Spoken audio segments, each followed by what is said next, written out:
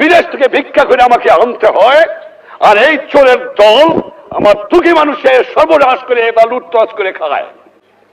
এই জন্য জীবনের যৌবন নষ্ট করি নাই, এই জন্য শহীদরা রক্ত দিয়ে যায় নাই যে কয়েকটা চোরাকার বাড়ি মুনাফাখোর ঘুষখোর দেশের সম্পদ বাইরে বাইর করে দিয়ে আসে, জিনিসের দাম গুদাম করে মানুষকে না খাওয়া মারে।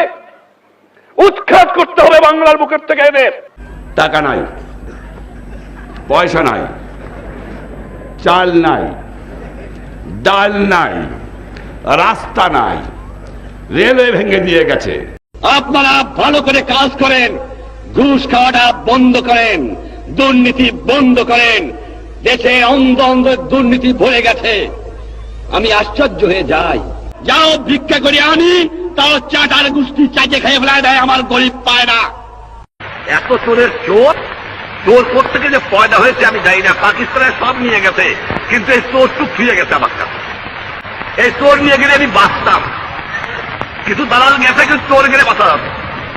শতকরা 20 জন লোক শিক্ষিত, আমরা শতকরা 20 জন, তার মধ্যে শতকরা 5 জন লোক আমরা বলতে পারি আমরা শিক্ষিত। আজকে একটা কথা প্রশ্ন আমার, এই যে দুর্নীতির কথা বললাম, আমার কৃষক দুর্নীতিবাজ না, আমার শ্রমিক না, তা কে?